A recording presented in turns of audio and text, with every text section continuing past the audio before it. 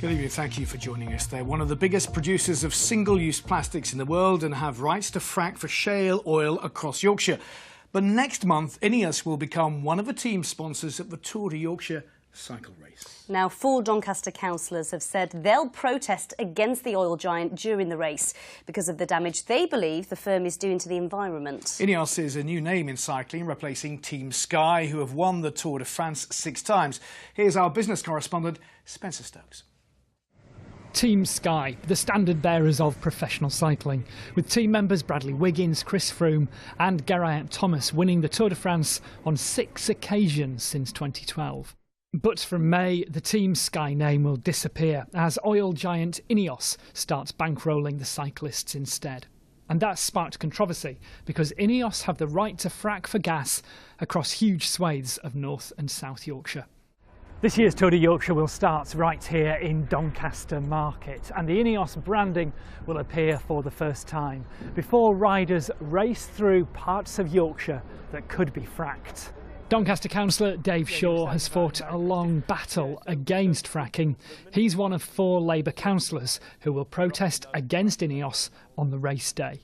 I think that it's right that we send a message about Ineos and how we are not happy about that, and hopefully Tour de Yorkshire will take that on board and apply whatever pressure they can, and hopefully next time round we will see a different sponsor of that team. And I would like people like Chris Froome to consider, you know, the impacts on the reputation of the riders and the reputation of Yorkshire and the reputation of Tour de Yorkshire.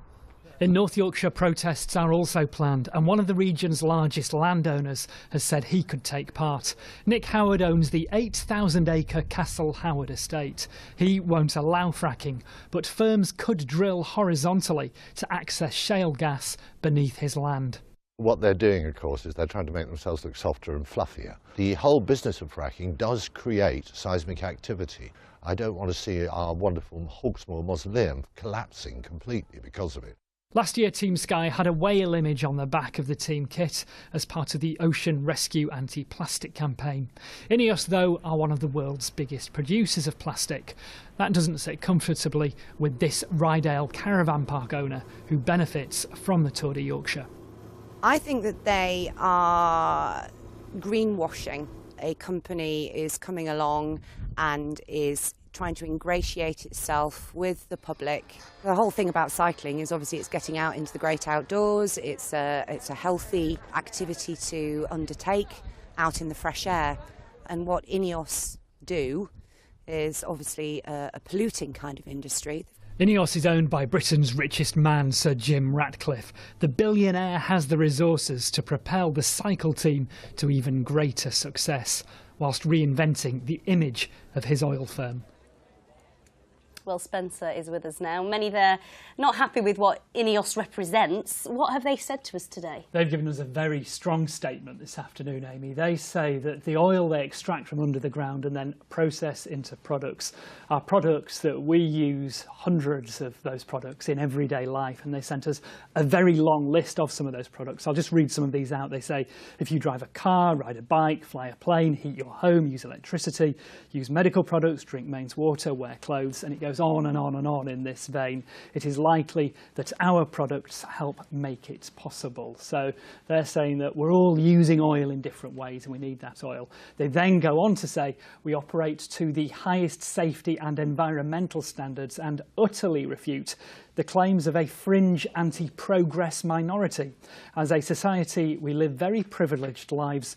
That would be impossible without the products that we manufacture. So absolutely no shame from Ineos. They're not apologists. They're really proud here of the fact that they're sponsoring the Tour de Yorkshire or a Tour de Yorkshire team. I think it's fair to say, Spencer, it's been a tricky few weeks for Welcome to Yorkshire, but they don't have any say who cycles in the race, do they? No, they don't. 2 weeks tonight since the resignation of former Chief Executive Gary Verity. They have made that very clear that it's not their choice at all, and they understand the complex issues around fracking. They say they're in close contact with all the local authorities across Yorkshire and, of course, the national parks. across the North York Moors National Park, in this case in North Yorkshire. And as a tourism body, they say they organise the Tour de Yorkshire to promote the county to a worldwide audience and have no control over the sponsorship of those teams taking part. What we don't know is how long this new contract between Ineos and what is currently still Team Sky will last for, or how many races going forward they're going to be involved in. OK, Spencer, many thanks.